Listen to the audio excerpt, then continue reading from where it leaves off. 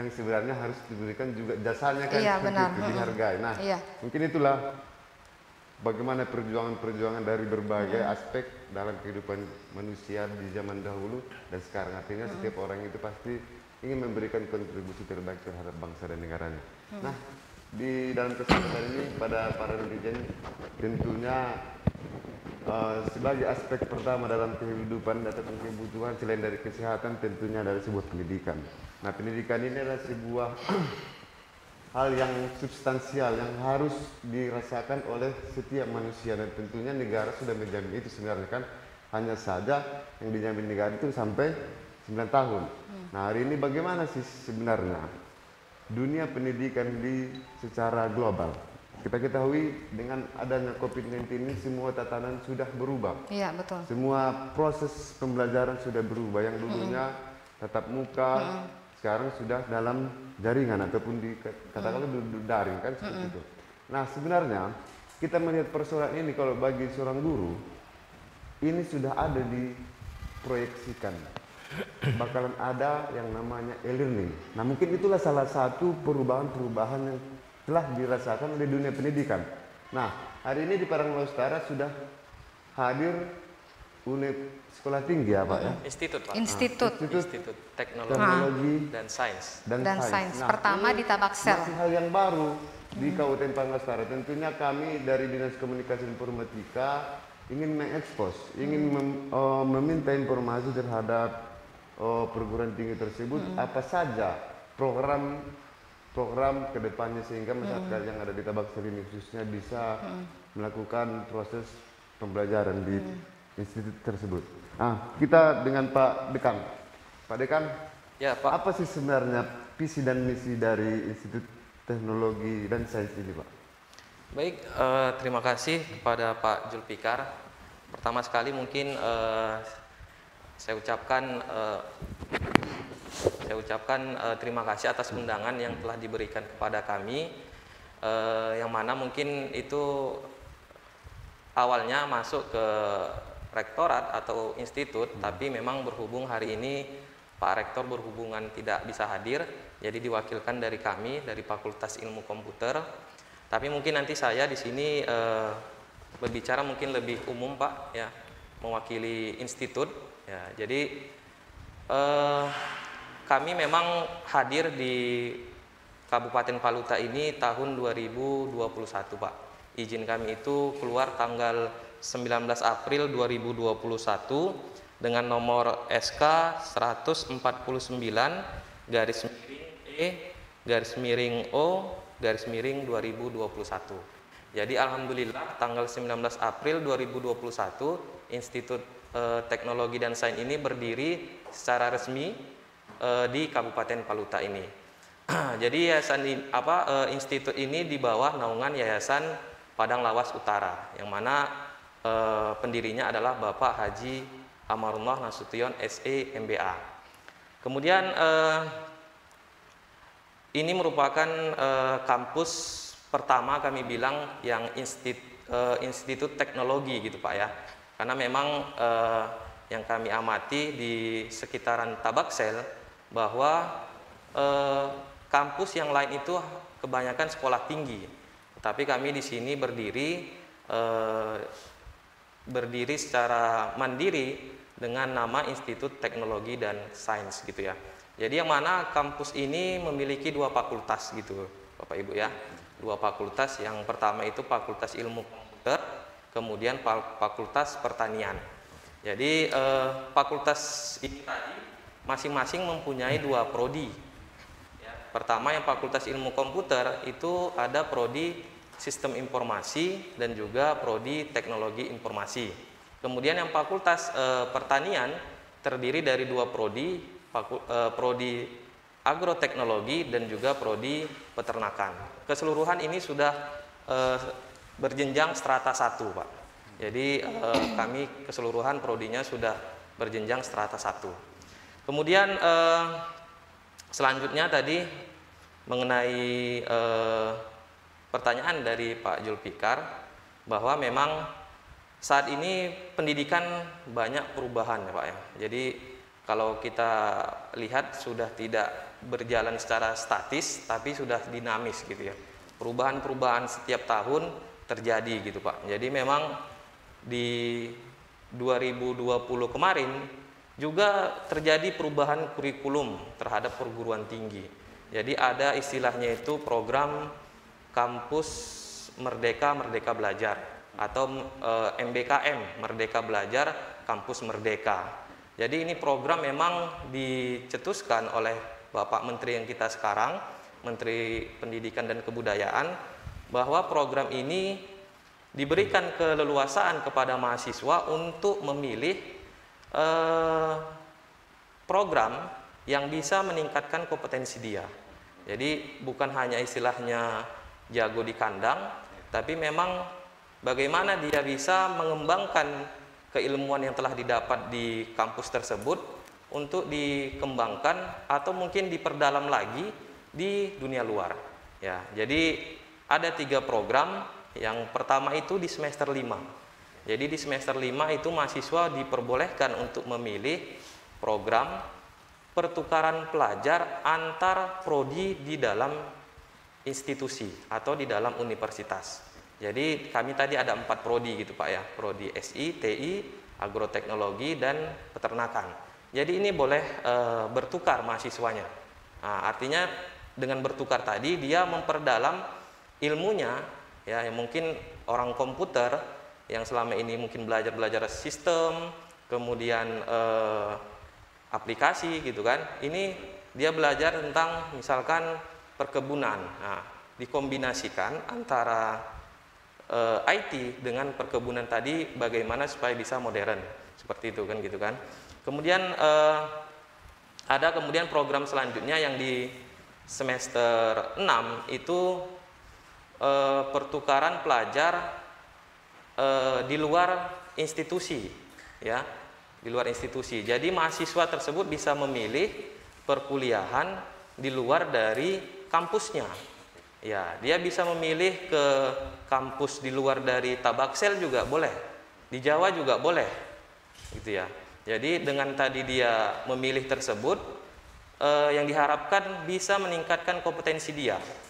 Nah, jadi memang kami dari perguruan tinggi memang sangat menyambut baik program Pak Menteri ini, gitu.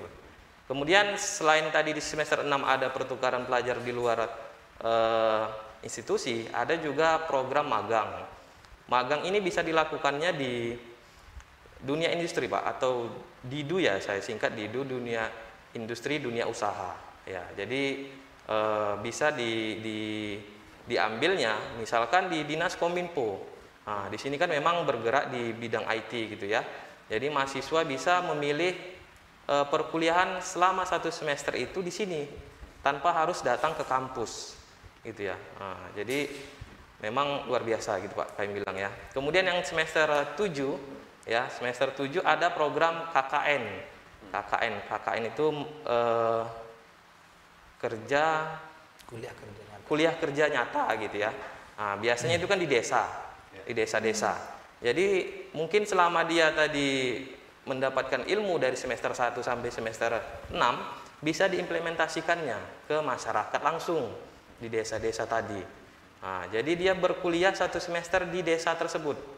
Nah, itu dia. Jadi memang mahasiswa tidak dibebankan lagi untuk belajar teori-teori terus, tapi dia selain tadi memahami keilmuan di luar dari kelas, ya kan, dia juga mengimplementasikan keilmuannya. Baik. Nah, itu dia Pak. Tapi kalau dilihat dari perkembangan bahwasanya Kampus Merdeka Merdeka Belajar, iya, itu kira-kira itu dalam konteksnya dari swasta ke negeri bisa? Bisa Pak. Kebetulan memang ini program tidak ada batasan Pak bagi perguruan tinggi baik swasta maupun negeri. Pihak swasta mungkin yang selama ini merasa agak minder tidak bisa masuk ke kampus negeri, tetapi dengan program Merdeka Belajar ini dia bisa memilih ke kampus negeri, bahkan di Jawa juga bisa. Nah, jadi memang sebelum saya di sini kan saya pernah di Labuan Batu. Prodi saya kemarin di sana itu ada yang mengambil perkuliahan itu di Universitas Negeri Semarang. Nah, kemudian yang lebih lucunya lagi, ada mahasiswa yang dari luar, ya, dari kampus negeri juga bisa memilih ke kampus swasta.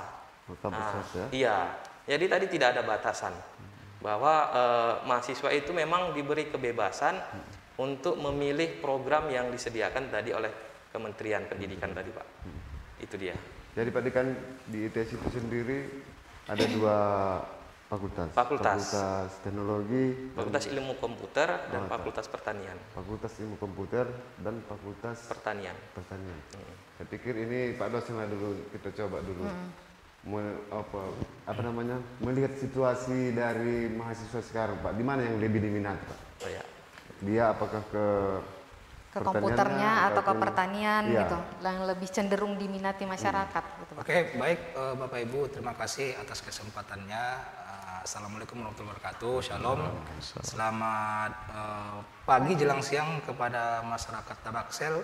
Pada umumnya kami dari Institut Teknologi dan Sains Paluta dalam hal ini mewakili program studi teknologi informasi. Peminatan itu untuk daerah Tabaksel, kami katakan begitu, itu dominasi atau mayoritas mahasiswa itu memilih Filkom, Pak, Bu. Jadi untuk sekarang itu untuk kalau bisa dikatakan namanya rombel atau kelas, itu kelasnya kelas gemuk kami. Artinya masing-masing angkatan itu satu lokal, dimulai dari tahun 2020 satu lokal kami masing-masing SI dan TI. Kemudian untuk tahun ajaran 2020-2021 itu juga satu kelas masing-masing gitu. Satu kelas, Pak. Ya, tahun ajaran 2020 satu lokal, tahun ajaran 2021 satu lokal, Pak. Gitu. Kalau jumlah dari total keseluruhan Pak Dekan berapa mahasiswa sekarang, Pak? Kalau secara keseluruhan, Pak, itu sekitar 200-an mahasiswa ya. Jadi dari angkatan pertama, ini kan sudah angkatan kedua, ditambah lagi sekarang ini ada di kampus kita yang di Kabupaten Padang Lawas atau di Sibuan, itu ada sudah buka, ada dapat sana satu kelas dan memilih mahasiswa tersebut prodi teknologi informasi. Ya, jadi lebih memilih ke prodi tersebut mahasiswa-mahasiswa yang di sana. Jadi Pak dosen mengajar tentang disiplin ilmu apa, Pak? Kalau saya mata kuliah yang saya ampu pada semester berjalan ini, Pak, itu pemrograman berorientasi objek, kemudian pengantar teknologi informasi. Oh, berarti di bidangnya informatika seperti itu kira-kira, Pak? Ya, memang TI memberikan menawarkan kurikulum kepada mahasiswa kami, yaitu kami concern kepada pemrograman berbasis web, yaitu front end developer, nah kemudian back end developer yang didukung oleh mobile programming, Pak. Nanti bisa di Java ataupun di Android gitu. Inilah susahnya bahasa teknologi. Iya. Saya tidak paham, tidak mengerti. Tapi mungkin itulah makanya berdiri ITS itu sendiri, supaya bisa dipahami oleh masyarakat yang berkeinginan di dalam menggeluti industri teknologi dan informatika seperti itu kira-kira, Pak dosen. Nanti kita bertanya lagi, Pak dosen. Mungkin saya ke Pak Dekan dulu sebentar ya, Pak Kabit. Ya, Bu, siap. Itu terkait dengan SITI tadi gitu ya, Pak. Kira-kira apa sih, Pak, keunggulan dari SITI itu? Terus kenapa harus masyarakat Paluta harus memilih kampus ITS, nah gitu. Keunggulannya itu apa gitu? Apa kira-kira yang harus disampaikan? Iya, disampaikan. Oke, baik. Mungkin ada program beasiswa. Iya, ataupun benar. program dia bekerja sama antar lintas apa namanya? Ya setelah selesai nanti alumninya akan Dijamin akan bekerja di perusahaan ini gitu, Pak. Oke, baik. Ya, ini mungkin nanti bisa diperjelas oleh Bu Edita ya. Tapi saya pengantar sedikit. Memang kan ini kita sedang berada di masa revolusi industri 4.0 ya, atau 4.0 gitu, Pak ya. Jadi segala sisi, segala lini memang harus melibatkan atau berhubungan sama IT, gitu kan. Nggak hanya orang-orang komputer saja, tetapi memang segala lini, segala sisi harus menggunakan IT. Jadi peluang-peluang ini tadi tidak terbatas hanya satu bidang saja, tetapi keseluruhan bidang. Jadi dengan itu tadi bahwa peluang untuk mahasiswa jika memilih memang prodi atau fakultas ilmu komputer ya. Jadi ini mungkin langkah awal lah ya, langkah awal untuk bisa mempersiapkan diri ke dunia pekerjaan. Nah, jadi dari situ memang kita melihat bahwa peluang untuk orang-orang IT sangat terbuka luas. Itu dia. Mungkin Bu Edita nanti bisa lebih melanjutkan secara spesifik apa kelebihan dari mungkin prodi SI atau prodi TI. Itu Bu Edita. Untuk saya sendiri Bu Edita, untuk sebenarnya kelebihan dari prodi SI atau TI itu sebenarnya lebih ke ini sih. Kalau kita sebagai lulusan SIT itu kita tuh nggak hanya belajar gimana cara membuat sistem, Pak, tapi juga belajar contohnya kayak tujuan perusahaan atau tujuan organisasi A. Nah, kita tuh sebagai anak TI atau SI itu kita bisa ngelihat nih kebutuhan sistem yang akan digunakan untuk mendukung tujuan perusahaan itu apa gitu, tujuan organisasi itu apa gitu. Terus kita juga belajar merancang sistem, terus kita juga ibaratnya anak SIT itu bisa seperti kontraktor di bidang IT, Pak. Jadi kayak kalau kontraktor bangunan itu kan dia sebagai konsultan di bidang pembangunan gitu. Nah, kalau kita di SIT itu kita tuh jadi konsultan juga, Pak. Jadi memang banyak kayak prospek-prospek karir ke depannya untuk si SIT ini. Kita juga kayak penghubung antara anak-anak teknis dengan anak-anak bisnis kayak manajerial, mungkin kayak seperti Pak Julfikar mungkin kan dengan anak-anak IT kan. Itu tuh kita sebagai anak SI atau TI kita bisa penghubung gitu. Kita belajar bisnisnya juga iya, belajar dari sistem juga iya gitu. Seperti itu sih Pak, keunggulan-keunggulan di SITI. Dan juga dari segi prospek karir juga kita bisa jadi database juga, database analisis. Banyak apa ya, bisnis analis juga, jadi staff-staff IT juga seperti itu bisa. Kalau untuk di tes Paluta gitu, untuk pembelajaran di kitanya sendiri di Filkom ini, untuk pembelajaran efektif yang tema kita hari ini tuh banyak sih Pak yang udah dilakukan gitu. Seperti kayak pembelajaran menggunakan Zoom, mungkin masih yang ini ya Pak ya, yang masih gratis digunakan ya, kayak Zoom mungkin, Classroom. Terus kayak biar mahasiswa juga nggak jenuh, kita juga menggunakan, kalau ini tuh saya mengadopsi dari saya kuliah-kuliah dulu di SI Telkom sama di UI. Kayak menggunakan game Kahoot gitu-gitu. Jadi untuk kuis itu tuh kita pakai game gitu. Jadi si mahasiswanya juga nggak jenuh gitu ketika belajar gitu. Itu sih sebenarnya kayak banyak prospek-prospek karir si SIT ini yang unggul ke depannya, yang bisa memajukan Paluta sebenarnya Pak. Saya juga pulang tuh biar memotivasi adik-adik itu biar lebih tahu lagi gitu. Oh, kalau kita aktif di kuliah, kita tuh aktif di organisasi, aktif juga kerja, itu tuh kita juga bisa memajukan bukan diri kita sendiri, tapi memajukan semuanya juga gitu. Tentunya dengan berkuliah di di ITS itu tuh menjawab semua tantangan. Iya Pak, boleh Pak. Karena kita tuh kalau di ITS nggak hanya kita disuruh akademik aja, enggak. Tapi kita juga ikut program kayak program lomba-lomba non akademik. Kalau dia bisa seni bela diri juga bisa. Kita juga bagian kesenian itu bisa. Terus Pak kayak lomba-lomba di bidang IT juga kita bisa gitu. Jadi penelitian juga oke, pengabdian masyarakat yang mungkin nanti dari ITS bikin aplikasi, nanti mungkin bisa kerjasama sama Diskominfo, nanti kita bisa ke pesantren-pesantren. Kemarin sempat waktu ngambil tesis di sini kayak konsernya Pak ini, emang bisa ya bikin aplikasi kayak buat kayak semodelannya Classroom, tapi buat pesantren-pesantren di Paluta gitu kan. Kan kita bisa tuh pakai kerjasama, bikin pengabdian masyarakat yang seperti itu gitu. Jadi kayak saling membangun lah.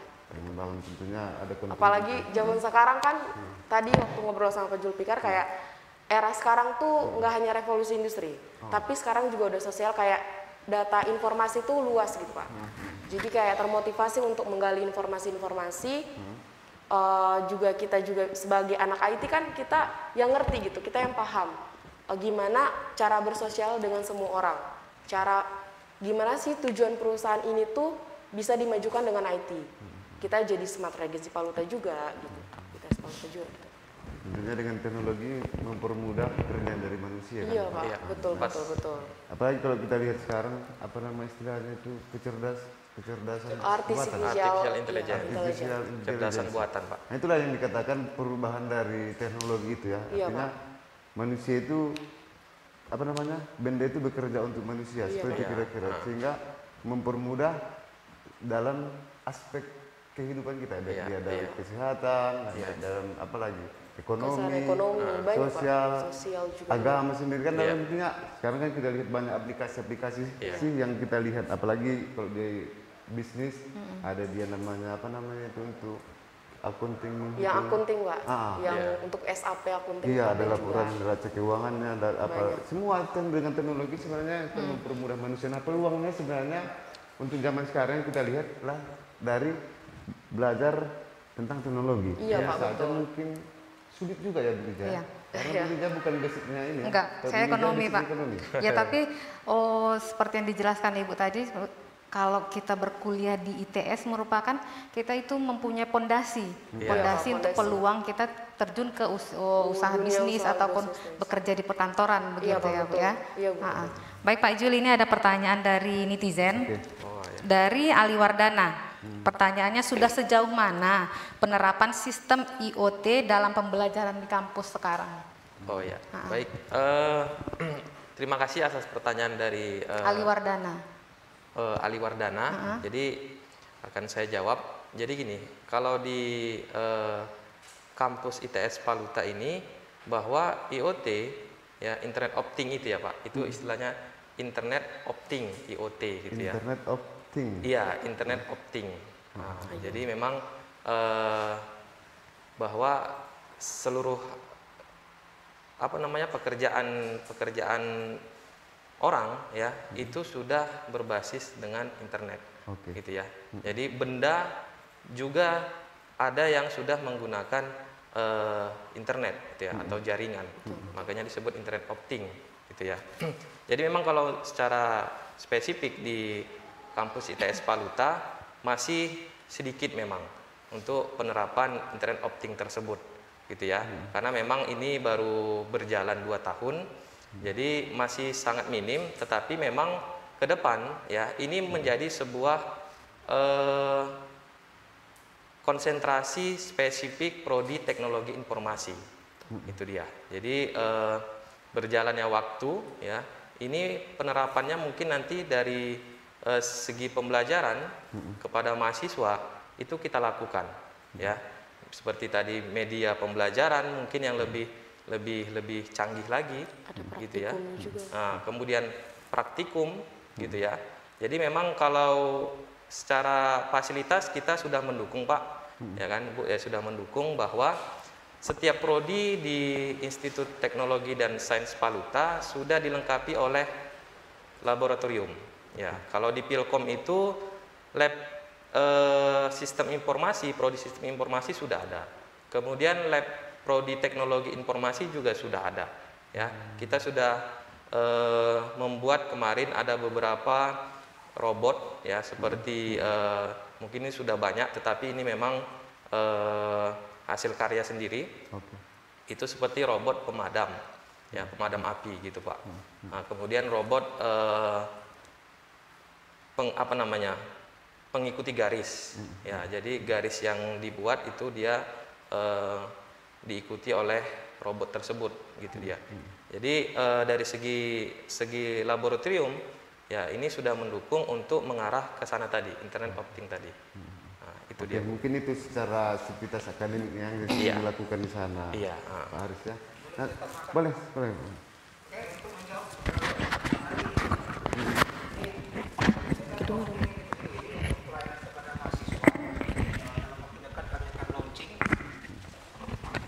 Baik, terima kasih atas pertanyaan Pak Ali, bagus pertanyaannya.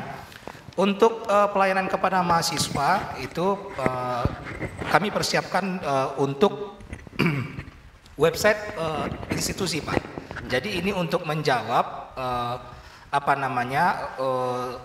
pertanyaan dari masyarakat, sehingga masyarakat nggak perlu lagi datang ke ITS Paluta, sehingga bisa melihat melalui laman website kami gitu. Kemudian anak-anak juga nanti bisa login sebagai username dan password mahasiswa untuk bagaimana dia nanti melihat KRS dan KHS-nya. Itu juga bagian dari Internet of Things. Nanti juga harapan kami nanti Pak Dekan juga membuat tim nanti bagaimana KRS dan KHS atau SIAKAD namanya, Sistem Informasi Akademik, bisa nanti anak-anak itu absensinya online, Pak. Nah nanti ya, sekarang ini mungkin rilis bagaimana menu, bagaimana ada di situ link jurnal, bagaimana sarana prasarana bisa dilihat di situ di laman website kami, kemudian struktur organisasi dan semua hal-hal yang mendukung bagaimana pelayanan kepada mahasiswa. Nah itu sudah akan kami lakukan dalam waktu dekat, nanti akan kami rilis, Pak, gitu. Nah, Ibaratnya Pak dosen nggak bisa lagi titip absen lagi ya? Ya itu memang sekaligus menjadi tantangan juga kita sebagai tenaga kependidikan, Pak. Jadi betul-betul memanfaatkan waktu semaksimal mungkin untuk memberikan pelayanan kepada siswa, khususnya dalam proses pembelajaran, gitu, Pak. Tapi ibaratnya tidak perlu harus konsultasi atau ada dosen TA, bisa konsultasi melalui media-media yang disiapkan oleh. Ya, Internet of Things pada dasarnya melibatkan jejaring internet, dan dosen-dosen kita juga pada dasarnya seperti pengumpulan paper dalam hal makalah tidak mewajibkan lagi, Pak. Seperti saya sendiri, saya tidak mewajibkan lagi yang namanya pergi ke fotokopi, ya kan? Ya cukup dengan membuatkan dokumen nanti di convert dalam bentuk PDF, itu sudah bisa saya anggap sebagai dokumen yang sah untuk melaporkan kegiatan makalah anak-anak tersebut sebagai tugas kelompok ataupun tugas mandiri gitu.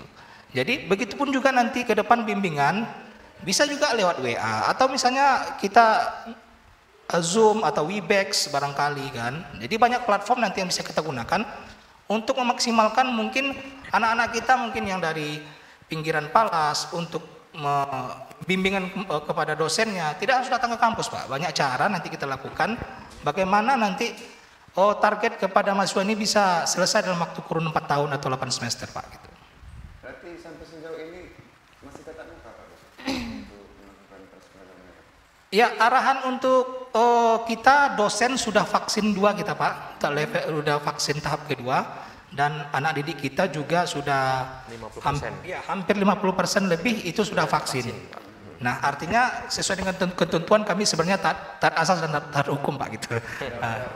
Udah mulai tatap muka. Ya. Kalau seandainya itu ibaratkannya nih, kalau kita kan di dunia teknologi, tentunya di dunia kampus lah dahulu dibuat sebuah eksperimen itu sehingga nanti di masyarakat bisa dapat diwujudkan. Salah satu contohnya seperti ini, Pak dosen. Kalau seandainya mahasiswa itu tidak hadir, tapi dia mengikuti Pitcon ataupun Zoom meeting ataupun apapun namanya itu masih berlaku, belum berlaku atau bagaimana? Untuk mengefektivitaskan proses belajar mengajar juga kan? Contohnya dia tidak harus tatap muka, tapi dia belajar dari rumah itu, bagaimana? Itu pilihan. Ya, sebenarnya metode dalam proses perkuliahan itu banyak, Pak. Salah satunya blended learning. Jadi blended ini bisa mengkombinasikan perkuliahan tatap muka dengan online gitu. Jadi itu terkait dengan aturan main dari dosen masing-masing. Ya mungkin di beberapa waktu pertemuan itu dari kurun waktu pertemuan pertama sampai dengan pertemuan ke-16, ya mungkin 1-2 pertemuan mungkin ada diadakan Zoom, kemudian bisa juga kuliah lapangan atau misalnya observasi ke lapangan. Jadi banyak cara sebenarnya, Pak, sehingga perkuliahan ini bisa dimaksimalkan karena metode yang dilakukan dalam proses pelajaran tidak hanya 1 atau 2 saja gitu. Tentunya kedepannya pasti bisa lah seperti opsi-opsi seperti itu, Pak ya. Ya, kebetulan di fakultas kami, Pak, itu kami diberikan aturan main, rule-nya. Jadi kami mengisi yang pertama RPS dulu, rencana rencana pembelajaran semester. Jadi di situ minimal kami memberikan 4 tugas, ada tugas mandiri, kelompok, dan juga tugas riset mandiri ataupun kelompok, Pak. Jadi dalam mata kuliah itu nanti, dalam sebuah mata kuliah itu nanti mahasiswa menghasilkan riset mini riset, Pak. Jadi bentuknya semacam laporan mini riset, ya seperti halnya semi penelitian lah. Nah, jadi nanti itu membiasakan mahasiswa untuk bagaimana dapat menjajaki untuk dia menjelang skripsi nanti bagaimana iklim-iklim ilmiah ini bisa dijalani di proses semester 1, 2 dan seterusnya tanpa harus menunggu semester 7 dan 8 gitu. Sekarang kan kemarin pernah kita bincang dengan Pak Rektor. Iya. Itu untuk proses apa namanya tamat, itu kan ada namanya skripsi. Iya. Kalau sekarang karya ilmiah sudah berlaku atau bagaimana? Oke, Kalau di baik. kampus itu sendiri? Ya, jadi memang ini suatu terobosan baru ya dari perguruan tinggi bahwa mahasiswa tidak difokuskan hanya menyelesaikan skripsi, Pak. Tapi ada pilihan-pilihan lain ya. Pilihan-pilihan lain itu seperti misalkan publikasi jurnal. Ya, publikasi jurnal ini harus terdiri dari standar yang ditentukan. Kalau di publikasi jurnal itu ada istilahnya harus bersinta gitu, Pak, atau berskopus gitu ya. Jadi mahasiswa bisa membuat itu. Ini tidak banyak-banyak, maksimal itu paling 10 lembar ya per satu publikasi. Nah, jadi dengan 10 lembar itu tadi mahasiswa bisa menyelesaikan strata satunya. Nah, tidak sampai ratusan lembar. Kalau skripsi itu kan ratusan lembar gitu kan. Ini dengan 10 lembar dia bisa menyelesaikan strata satunya. Nah, itu dia. Itu salah satu programnya. Kemudian ada juga yang lain seperti kewirausahaan. Ya, kewirausahaan ini dia punya sebuah usaha yang sudah berbadan hukum. Kemudian dari situ dia membuatkan proposalnya. Proposal usaha tersebut dalam bentuk laporan namanya, Pak, bukan pengajuan ya. Kalau istilah proposal ini kan kebanyakan pengajuan kan, tapi laporan dia. Laporan usaha tersebut dinilai oleh dosen ya. Kemudian bisa dikatakan lulus ketika dia memang secara siklus keuangannya sudah memenuhi standar. Itu, Pak. Jadi dengan tadi dia membuat itu bisa juga menyelesaikan strata satunya. Bisa diselesaikan tanpa Iya, skripsi, Pak, ya? tidak harus skripsi. Nah, jadi ini merupakan sebuah pilihan lah bagi mahasiswa. Kemudian ada lagi yang sangat mudah itu namanya ujian komprehensif. Komprehensif. Iya, ujian komprehensif ini ya dikatakan apabila mahasiswa itu tadi tidak mampu untuk membuat skripsi, tidak mampu membuat publikasi, tidak mampu membuat laporan tadi kewirausahaan, dia bisa mengikuti ujian komprehensif. Ya, ujian komprehensif ini hampir sama seperti ujian semester, Pak. Jadi mahasiswa itu mengikuti ujian, ya kan, diberikan soal sama dosen. Ya, kalau dipenuhinya untuk menjawab tersebut dinyatakan lulus, berarti dia selesai strata 1. Ini yang paling dasar ini mungkin, Pak. Udah lebih sederhana sekarang. Lebih sederhana sekarang, Pak. Lebih efektif juga ya, karena Iya. kita ketahui buat skripsi pun terkadang sudah banyak juga yang ini kan, Iya. copy paste. Ini kalau Itu namanya ujian komprehensif ya? Iya, ujian komprehensif, Pak. Nanti soal-soalnya akan diberikan oleh dosen, Iya. dan itu sudah dianggap salah satu Syarat. salah satu syarat kalau dulu kan ada skripsi. Iya. Sudah sesuai, sudah sama. Sudah, Pak. Ini memang diakui oleh Kementerian Pendidikan. Itu sudah berlaku tahun berapa? Ini di 2020, Pak. 2020 Iya, ya? di 2020 bahwa tidak ada patokan terhadap mahasiswa itu untuk harus membuat skripsi ada untuk sidang. menyelesaikan strata satunya. Jadi di IT sendiri, Pak Aris, Pak Dekan, kita Iya. ketahui kan terkadang Iya, kekhawatiran dari masyarakat itu kenapa mereka tidak mau ke swasta. iya, Ada beberapa faktor yang sering Iya, dilihat. pas, Pak. Pertama, dia mungkin dari izinnya, iya, iya, kemudian dari akreditasinya, Iya. sudah tamat dia ijazahnya tidak bisa dipergunakan atau lain segala macam. Ini sudah hal yang lumrah dan sering Iya. kita lihat pas, di Pak. berbagai media. Nah, Iya. dengan IT sendiri seperti apa kira-kira jaminan untuk sangat? Ya, ini merupakan sebuah tantangan lah bagi perguruan tinggi swasta untuk meyakinkan terhadap masyarakat bahwa perguruan swasta ini juga tidak kalah terhadap perguruan tinggi negeri. Ya, kalau secara akademik, ya dari segi dosen, ya dosen di perguruan tinggi juga kebanyakan dulunya berasal dari perguruan tinggi swasta. Ya, kemudian mungkin dia mengikuti ujian, lulus menjadi dosen di perguruan tinggi negeri, gitu ya. Kemudian dari segi pembelajaran tadi Pak, ya dari segi pembelajaran bahwa baik kampus negeri ataupun swasta sudah sekarang menerapkan program tadi MBKM, Merdeka Belajar Kampus Mengajar, gitu ya. Jadi di swasta, di perguruan tinggi swasta juga sudah hampir sama secara kurikulumnya, gitu ya. Bahkan tadi yang saya sebutkan ada mahasiswa negeri mengambil perkuliahan pertukaran tadi di kampus swasta, itu dia. Kemudian kalau dari segi izin ITS Paluta tadi sudah saya sebutkan di awal bahwa kami sudah sah, ya sudah sah berdiri di Kabupaten Padang Lawas Utara ini, ya dengan izin tadi dikeluarkan tanggal 19 April 2021, ya. Ini bisa diakses oleh publik di sistem Kementerian Pendidikan namanya PDDikti, Pangkalan Data Perguruan Tinggi, ya. Jadi di situ nanti masyarakat umum bisa membuat kata kuncinya Paluta saja, ya. Dengan membuat Paluta nanti akan keluar kampus Institut Teknologi dan Sains Padang Lawas Utara. Itu dia.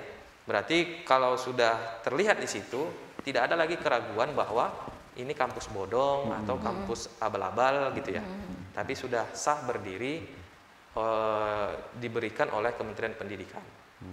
Gitu dia. Makanya kan ada beberapa varian kalau dulu kampus ini Pak, ada terdaftar, ada akreditasi gitu ya, Pak ya. akreditasinya. Kalau Ya. akreditasi sendiri pun saya dengar kabarnya bukan seperti dulu lagi Iya, Pak Dekan. betul Pak. Harusnya. Jadi di 2020 itu ada perubahan masalah akreditasi yang dikeluarkan oleh BAN PT, ya Badan Akreditasi Perguruan Tinggi tersebut, bahwa perguruan tinggi tidak lagi akreditasinya A, B, C atau terdaftar, gitu ya.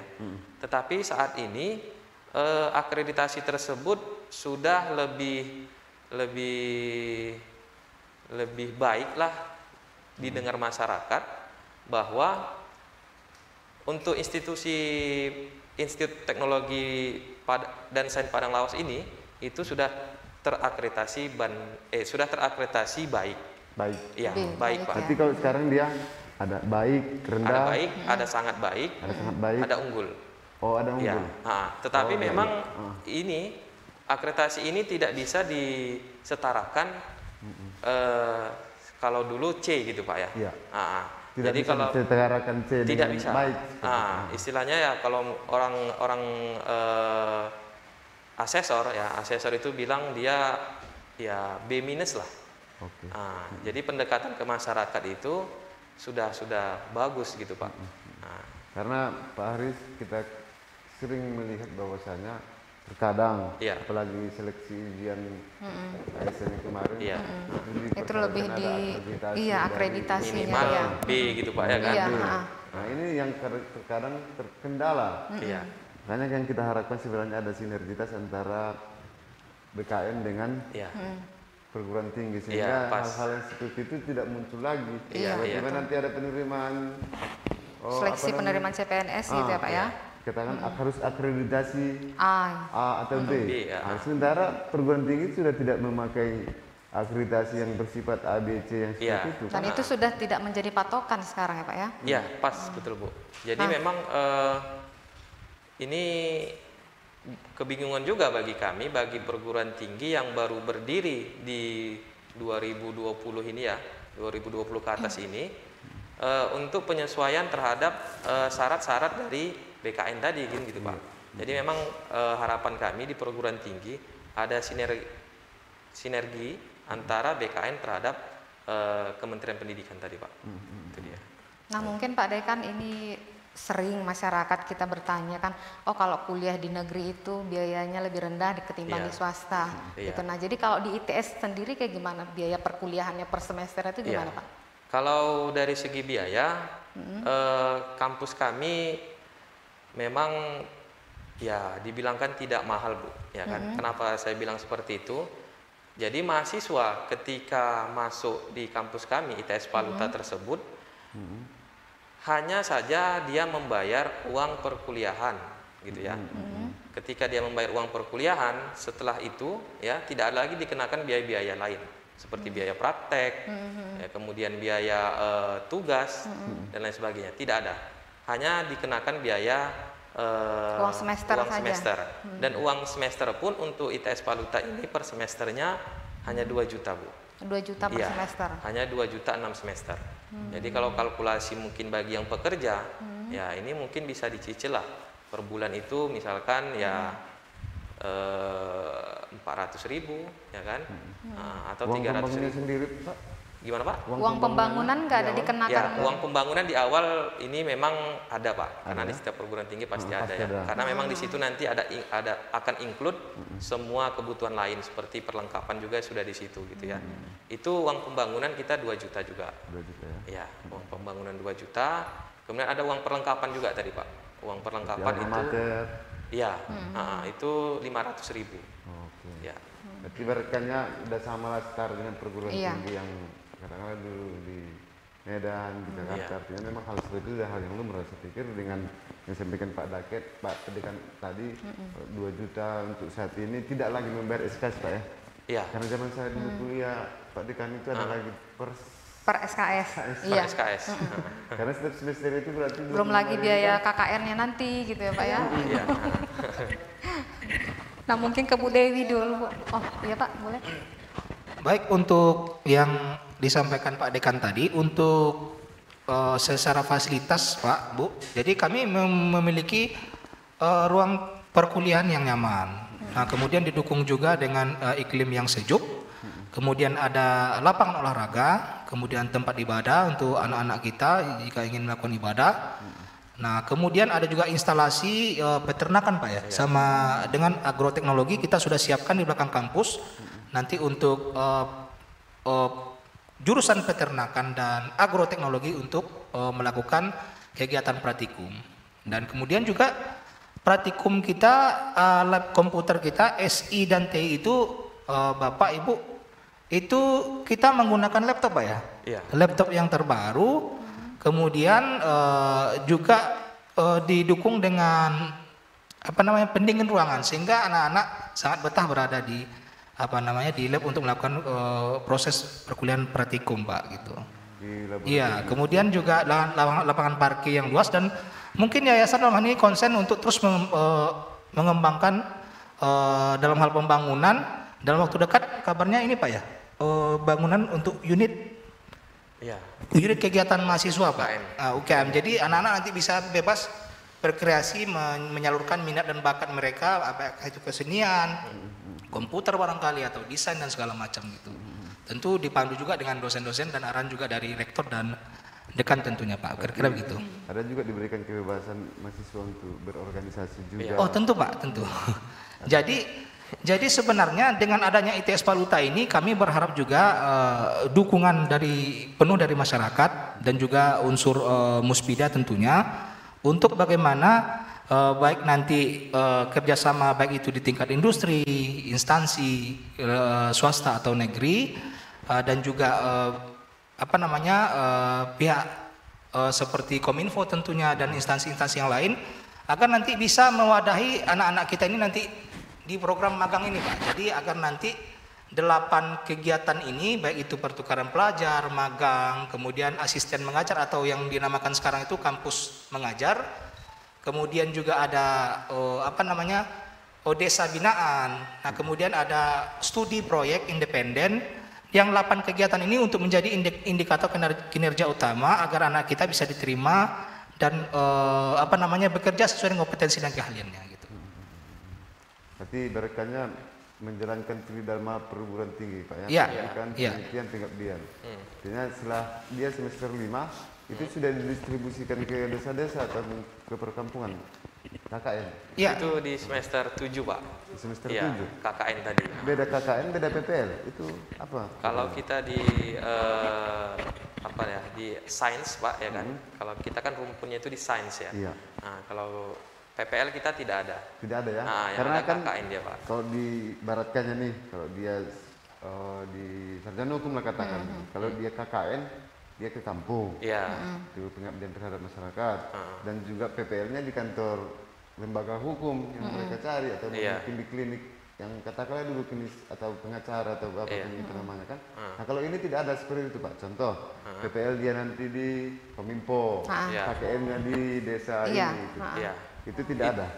Itu KKN bisa Pak, selain tadi di desa ya, bisa juga di kantor-kantor yang sesuai dengan kompetensi ya. Mungkin tadi di semester sebelumnya, di semester 6 ada namanya magang tadi Pak ya. Magang itu ya. Jadi kalau di sains itu mungkin kami bukan PPL tapi magang tadi gitu ya. Nah, jadi dengan magang tadi ya, kalau di pendidikan ya, di rumpun pendidikan itu ada istilah PPL tadi kan. Nah, kalau kita di sains itu magang tadi. Magang di perkantoran ataupun magang di perusahaan-perusahaan Pak ya. Iya betul Pak. Sejauh ini udah berapa semester yang udah masuk situ? Ini kita sudah berjalan 3 semester Pak. 3 semester ya? Jadi angkatan kedua sudah. Pak ya, sudah 200 mahasiswa. Sudah 200 mahasiswa. 200. Baru 2 tahun ya. Karena kita lihat dari bangunannya pun luar biasa mega ya Pak. Iya. Karena layaklah untuk sebuah perguruan tinggi karena dekat dengan perkotaan, tapi sejuk di dalamnya, tidak ada hiruk pikuk atau antar lintas ataupun banyak akses dari masyarakat, tidak begitu mengganggu proses pendidikan Pak ya. Nah ini kita bersama dengan dosen Bu Edita ya. Edita ini sebenarnya dosen yang berasal dari Kabupaten Pamekasan Utara tapi tembusan dari UI. UI ya betul. Tentunya sudah banyak pengalaman kenapa masuk UI dan kenapa harus di teknologi selatan. Nah sekarang ke daerah sendiri itu seperti apa penerapannya? Kalau saya pengalaman Pak, kalau izin menjawab pertanyaan Bapak, kalau soal pengalaman yang saya dari kuliah mungkin di Telkom, di UI gitu kan Pak, itu tuh banyak sih Pak. Saya sebagai mahasiswa mungkin salah satu yang teraktif gitu. Ketika S1 itu tuh saya ikut mengikuti koordinator di himpunan juga, ikut 10 organisasi. Tapi juga akademiknya juga harus oke gitu. Jadi sebenarnya kita sebagai mahasiswa di Paluta ini semua orang tuh bisa, kayak ada pepatah gini Pak. Setiap orang itu ada masanya dan setiap masa itu pasti ada orangnya gitu. Jadi kita tuh harus termotivasi. Kita tuh harus di masa itu gitu Pak.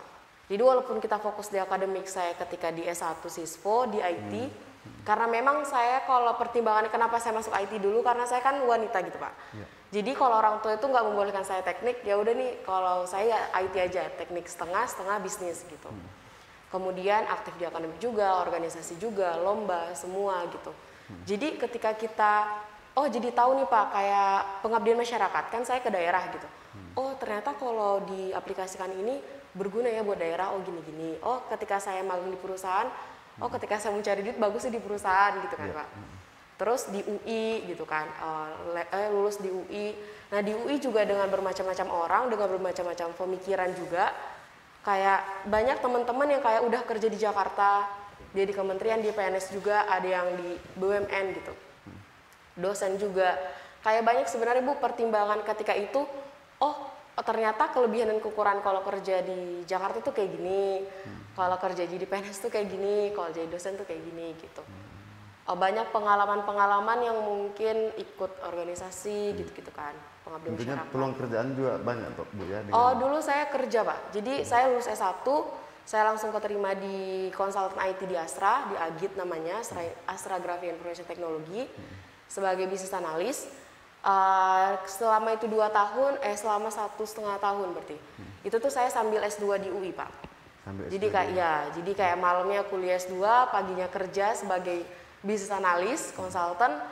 Nah itu tuh ketika di situ tuh banyak kayak ilmu-ilmu yang kita dapatkan gitu kan Pak. Ternyata kalau kerja di bisnis analis tuh kayak gini gitu. Sambil kuliah juga di UI gitu kan. Kemudian kalau untuk pengalaman akademik ya mungkin setiap orang tuh pasti bisa gitu kan. Terus setelah kerja di sana, orang tua kayak bilang nih, di sini ada tahu kampus ITS Paluta gitu. Kamu kalau udah pulang, kamu di sini lah gitu. Kamu kan udah kerja di sana, udah jadi di sana di sana, kamu lulusannya juga bagus universitasnya, ya kamu pulang, kamu bangun lah gitu.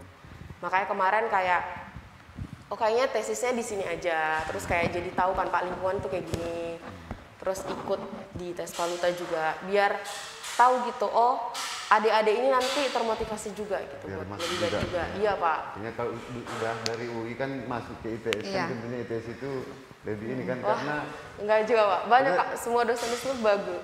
bagus ya, maksudnya supaya lebih memberikan kontribusi terbaik Iya. terhadap kampus yang ada di terhadap daerah sendiri. Nah, satu lagi mungkin Pak Bu Dewi sebelum kita closing statement, itu kan Ibu udah biasa di kota besar. Iya. Bagaimana mahasiswanya di situ, pelajaran di situ, ternyata sekarang ini di daerah. Di daerah. Apakah itu berbeda? Oh, istilahnya cara pembelajarannya. Nah, Ibu sebagai dosen kayak gimana? Seperti apa sih Ibu menerapkan pembelajaran sewaktu di mahasiswa di Jakarta dengan dibandingkan dengan Ibu ngajar di daerah ini? Oke Bu. Nah, kemudian satu lagi dari segi mahasiswanya, apakah berbeda jauh tingkat keahlian mahasiswa kita di sini dengan di sana gitu?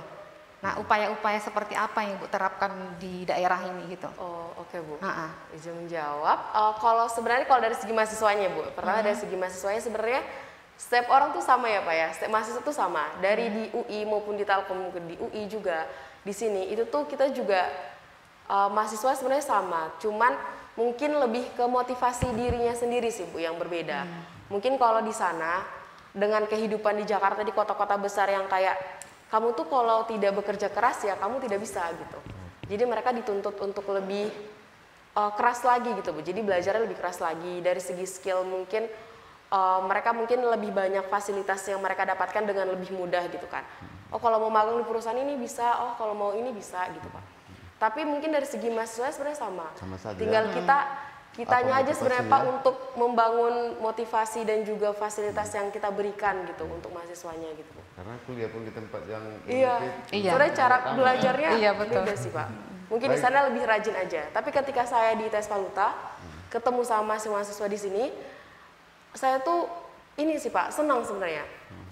Karena mereka itu apa ya, motivasi itu sangat tinggi loh Bu.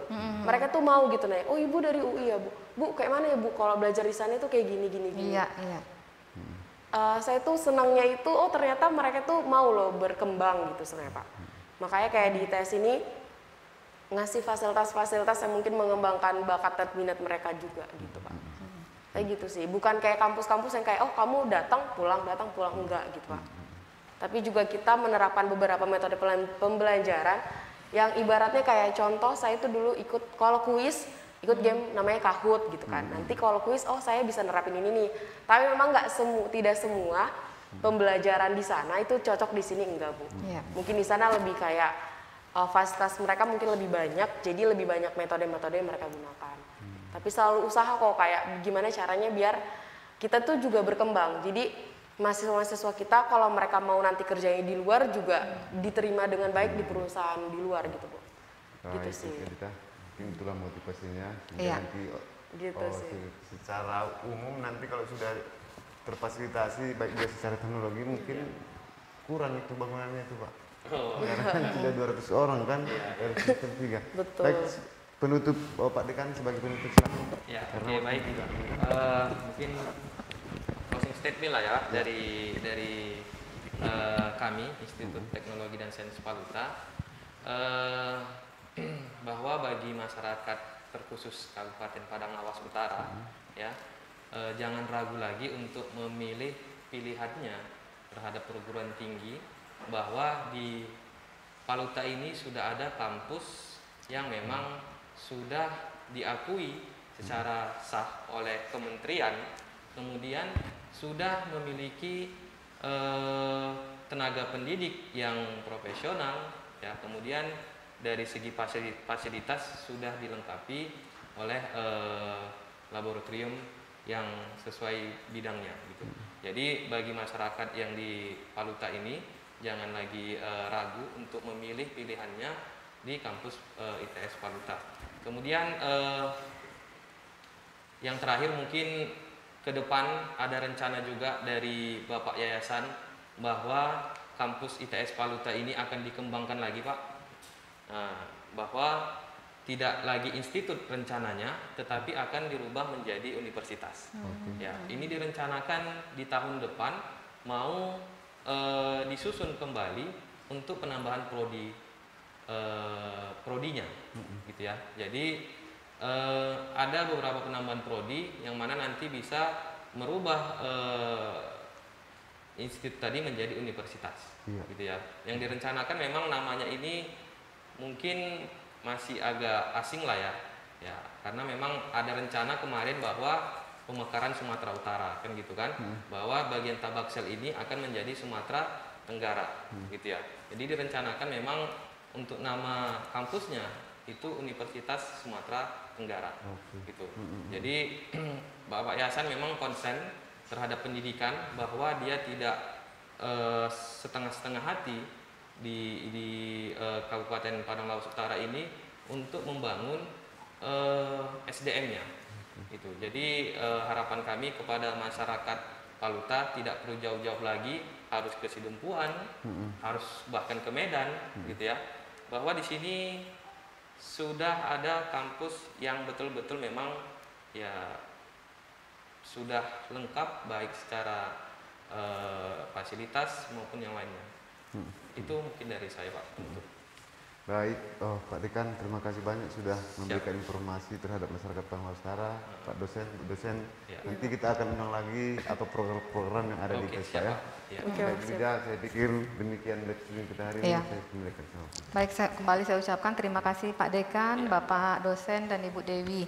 Baiklah, untuk masyarakat Kabupaten Padang Lawas Utara, terima kasih banyak telah menonton live streaming kami ini, dan jangan lupa like dan subscribe terus channel kami di YouTube Pemkab Padang Lawas Utara dan juga Facebook dan Instagram Pemkab Padang Lawas Utara. Sekian dari kami, Dinas Komunikasi dan Informatika Kabupaten Padang Lawas Utara. Assalamualaikum warahmatullahi wabarakatuh. Waalaikumsalam warahmatullahi wabarakatuh.